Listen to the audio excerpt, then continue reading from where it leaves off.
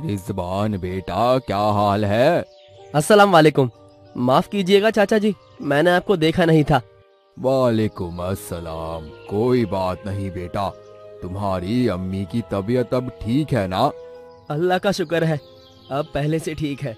तुमने अपने अब्बू के जाने के बाद बड़ी हिम्मत से काम लिया। अकेले ही घर को और अपनी अम्मी को संभाल रहे हो। जी। अच्छा, मैं चलता हूँ, काम पर भी जाना है। कल मिलता हूँ।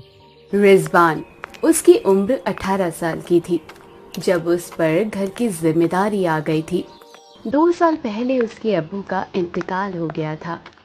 रिजवान के अब्बू का इंतकाल होने की वजह से उसकी अम्मी की भी अब तबीयत खराब हो गई थी।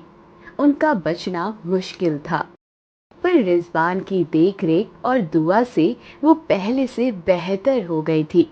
अब घर में वो दोनों ही बचे थे।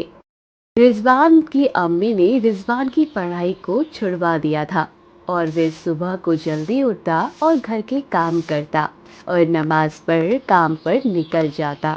ऐसे ही समय निकल जाता है। फिर एक दिन, रिजवान, तू काम पर चला जा, मैं कर लूंगी काम। नहीं अम्मी, अभी आपकी तबीयत ठीक नहीं है, आप आराम करो, मैं कर लूंगा। या अल्लाह, मुझे उठा ले या पहले की तरह ठीक कर दे। मेरे बच्चे को कितना काम करना पड़ता है, थोड़ा सा भी वक्त उसको आराम का नहीं मिलता। या अल्लाह। या अल्लाह, मेरी अम्मी को ठीक कर दे। इनके बिना घर सूना सूना सा लगता है। घर के सारे काम निपटा कर रिजवान काम करने के लिए घर से निकल जाता है। रिजवान लकड़ी का काम करता था। जिनके पास रिजवान काम करता था उनका नाम सलीम था। वो बड़े ही भले आदमी थे। अल्लाह का दिया हुआ सब कुछ था उनके पास। रिजवान को मिलाकर उनके पास 20 मजदूर थे। रिजवान के अब्बू भी पहले यही काम किया करते थे। उनके इंतकाल के बाद सलीम भाई ने रिजवान को अपने काम पर रख लिया था। रिजवान अपने अब्बू की तरह बहुत मेहनती और ईमानदार था। कुछ दिन बाद बकरा ईद आने वाली थी। रिजवान चाहता था कि इस बार उसके घर में अल्लाह के नाम की कुर्बानी हो, इसलिए वे पैसे जोड़ने की कोशिश कर रहा था। हालांकि दवाइयों के खर्च और बाकी खर्चों के साथ ये मुमकिन नहीं हो पा रहा था। रिजवान, कहाँ खोया हुआ है? कुछ नहीं अम्मी, बस कुछ सोच रहा था। क्या बात है बेटा, मुझे बताना। कुछ नहीं अम्मी, इस बार कुछ ऐसा करूंगा कि आपको मुझ पर नाज होगा। अरे मेरे बच्चे, मुझे तो तुझ पर हमेशा नाज है। तुझ जैसा बेटा तो नसीब वालों को मिलता है। रिजवान किसी भी तरह से इस बार बकरी ईद का त्योहार अपने घर में अच्छे से मनाना चाहता था। इसके लिए उसने अपने पास 3000 रुपए भी बचा कर रखे थे। फिर बकरा ईद से एक दिन पहले बकरा मंडी जाने के लिए वो तैयार होने लगा। रिजवान, कहाँ जा रहा है बेटा? तेरी तो आज छुट्टी है ना? जी अम्मी जान, छुट्टी तो है, बस एक दोस्त से मिलने जा रहा हूँ, जल्द ही आ जाऊंगा। कुर्बानी के लिए बकरा लाकर रिजवान अपनी अम्मी को खुश करना चाहता था, इसलिए उसने उस वक्त अपनी अम्मी को कुछ नहीं बताया।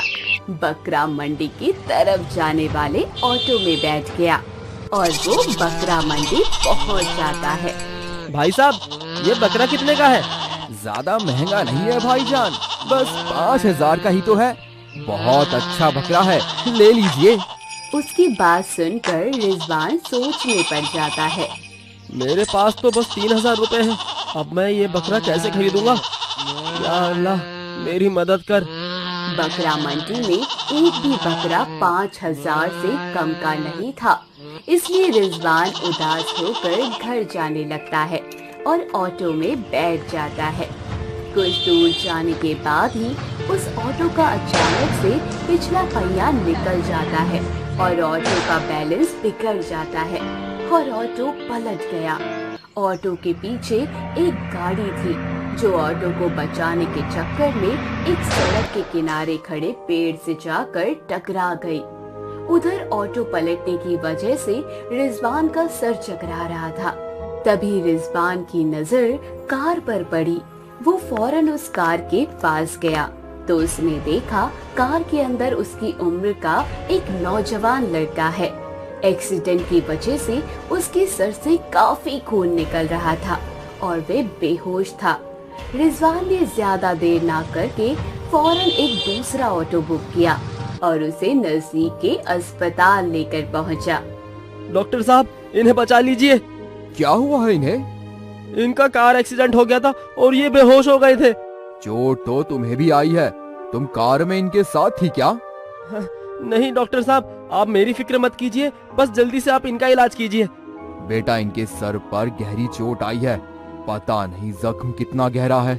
कुछ टेस्ट करने पड़ेंगे, तभी हम आगे बढ़ेंगे और कुछ पता चल पाएगा। तुम ऐसा करो कि डाउन पेमेंट 5,000 जमा कर दो। इतना कहकर डॉक्टर साहब वहाँ से चले गए। रिजवान गहरी सोच में पड़ गया। उसकी जेब में उस वक्त सिर्फ 3,000 रुपए ही थे जो उसने बकरा खरीदने के लिए रखे थे। आपके मरीज को ऑपरेशन थिएटर ले जाते हैं, ये उनका सामान है, इसको आप रख लीजिए। जी, शुक्रिया आपका। रिजवान ने जब उस लड़के का पर्स खोलकर देखा तो उसमें आईडी रखी हुई थी। आईडी से पता चला कि उस लड़के का नाम फैजान है। उस पर्स में 2,000 रुपए। शाहरुख अपनी बीवी आमना और बेटे वाहिद के साथ रहता था। शाहरुख के पास एक बकरा था, वो उसकी बहुत देख रेख करता था। एक दिन शाहरुख अपने बकरे को चरा खिला रहा था, तभी उसके पास उसका दोस्त मोनिश आता है जो उसके पड़ोस में ही रहता था। शाहरुख मियाँ, अब सेवा करने की बारी हमारी है। लाइए मुझे दीजिए सुल्तान को, अब इसकी थोड़ी खातिरदारी हम भी कर लेते हैं। मोनिश भाई, अपने सुल्तान को किसी तरह की परेशानी नहीं होनी चाहिए। अरे शाहरुख मियाँ, सुल्तान मेरे बच्चे जैसा है, कोई अपने बच्चे को परेशानी में आने देता है क्या? चलो सुल्तान बेटे, अपने घर चलते हैं। मोनिश उस बकरी के बच्चे को अपने घर लेकर चल देता है। वैसे तो वो बकरी का बच्चा शाहरुख का था, पर मोनिश का परिवार उसे अपनी बकरी के बच्चे की तरह पालते थे। एक दिन शाहरुख उस बकरी की सेवा करता तो एक दिन मोनिश उस बकरी की सेवा करता। कभी शाहरुख उस बकरे को नहलाता था तो कभी मोनिश उस बकरे को चारा खिलाता था। दोनों दोस्त उस बकरे की खूब सेवा करते थे। मोनिश के परिवार में उसकी बीवी रुखसार और उसका बेटा अकरम था। जैसे मोनिश और शाहरुख में दोस्ती थी, वैसे ही उनकी बीवी और बच्चों की थी। एक दिन अकरम अपने अब्बू मोनिश से कहता है, अब्बू मैं इस बकरे को जंगल में घुमाने ले जाऊं? नहीं बेटा, ये बकरा बहुत अनमोल है। जंगल में बहुत खतरनाक जंगली जानवरों से होते हुए तुम्हें और तुम्हारे सुल्तान को नुकसान पहुंचा सकता है। अगर ऐसा है तो मैं इसे कहीं नहीं ले जाऊंगा और ना ही कहीं जाने दूंगा। मैं हमेशा इसकी हिफाजत करूंगा और कभी भी इस पर कोई मुसीबत नहीं आने दूंगा। ठीक है, तो बेटा तुम यहीं पर खेलो, मुझे काम पर जाना है। इतना कहकर मोनिश काम पर चला जाता है। कुछ देर बाद अकरम देखता है सुल्तान के गले की रस्सी टाइट हो गई है, तो अकरम उसको ढीली करने लगता है। इतने में वह शाहरुख का बेटा वाहिद वहाँ आ जाता है। अकरम, ये क्या कर रहे हो? तुम सुल्तान का गला क्यों घोट रहे हो? नहीं वाहिद, मैं इसका गला नहीं घोट रहा। इसके गले की रस्सी टाइट हो गई थी, इसलिए उसे ढीली कर रहा हूँ बस। झूठ मत बोलो अकरम, मैंने अपनी आँखों से देखा, तुम ही अपने हाथों से सुल्तान का गला दबा रहे थे। तुम्हारा सुल्तान? वाहिद, हम भी तो इसकी सेवा करते हैं, इसका ख्याल रखते हैं। इस पर जितना हक तुम्हारा है उतना हक हमारा भी है, तो मैं अपने बकरे का गला क्यों दबाऊंगा, बताओ जरा। ये तुम्हारा नहीं, हमारा है। इस बात पर दोनों में बहस होने लगती है। यह देखकर वाहिद के अब्बू वहाँ आ जाते हैं और अपने बेटे को अपने साथ ले जाते हैं और उसे समझाने लगते हैं।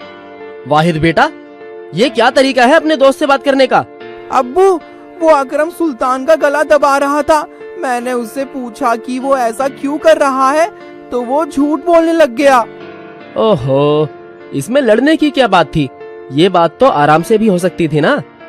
चलो जाओ अपने दोस्त अकरम से माफी मांग कर आओ, वरना तुम्हारी वजह से मेरी और मोनिश भाई और तुम्हारी अम्मी और रुखसत भाभी की दोस्ती में दरार आ जाएगी। मैं नहीं चाहता तुम्हारी इस छोटी सी गलती के ऊपर हमारी बचपन की दोस्ती में कड़वाहट आए। उधर मोनिश भी अपने बेटे को यही बात समझा रहा था। उसके बाद अकरम और वाहिद के बीच फिर से दोस्ती हो जाती है। फिर वो एक साथ उस बकरे को चारा खिलाते और घुमाने ले जाते हैं। ऐसे ही काफी दिन बीत जाते हैं। एक दिन अकरम और वाहिद दोनों उस बकरे को घुमाने ले जाते हैं। तभी उनके पास उनका एक दोस्त सोहेल वहाँ आता है।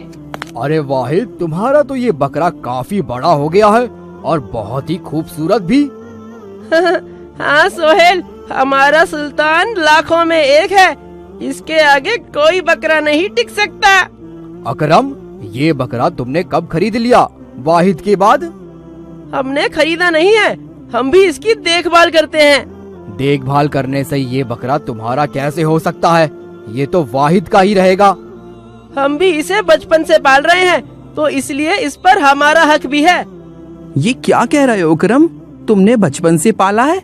हमने तुम्हें जबरदस्ती नहीं दिया था।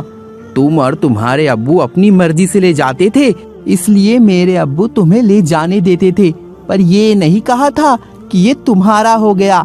ये बकरा सिर्फ हमारा है और हमारा ही रहेगा। वाहिद, तुम कितने मतलबी हो। मुझे तुमको अपना दोस्त कहते हुए भी शर्म आ रही है। तुम सच में बहुत बुरे हो। बुरे होंगे तुम और तुम्हारे अब्बू। तुमने मेरे अब्बू को बुरा कहा, मैं तुम्हें नहीं छोड़ूंगा। बस इतना कहते ही दोनों में लड़ाई हो जाती है। वो एक दूसरे को पीटने लगते हैं। वह खड़ा उनका दोस्त और अकरम और वाहिद के अब्बू को बुला कर लाता है और तभी अब्बू दोनों को छुड़ाते हैं और अपने अपने बच्चों को समझाते हैं। अकरम, ये क्या बदतमीजी है? क्यों लड़ रहे हो? अब्बू, ये तुम्हें हरामी कह रहा था। शाहरुख भाई, तुम्हारा बेटा बड़ा बदतमीज हो रहा है, इसे समझाओ।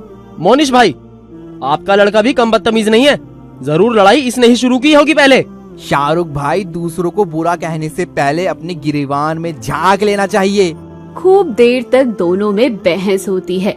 बचपन की दोस्ती को भूलकर दुश्मन की तरह वे लड़ने लगते हैं। फिर अपने अपने बच्चों को लेकर अपने अपने घर चले जाते हैं। अब वो एक दूसरे से बात तक नहीं करते। ऐसे ही कई दिन बीत जाते हैं। अब कुछ दिन बाद बकरा ईद आने वाली थी। एक दिन समीर नाम का आदमी शाहरुख का बकरा खरीदने आता है। हाँ, समीर भाई, ऐसा बकरा आपको कहीं भी नहीं मिलेगा। शाहरुख भाई, कितने पैसे मांग रहे हो इसके? ज्यादा नहीं, बस 10,000 रुपए। शाहरुख भाई, ये तो बहुत ज्यादा है, थोड़े कम कर लो। समीर भाई, आप अपने हो इसलिए इतने कम दाम में दे रहा हूँ, वरना सुबह से तो बहुत ग्राहक आ चुके हैं। उनको 15,000 में भी नहीं दिया मैंने इसे।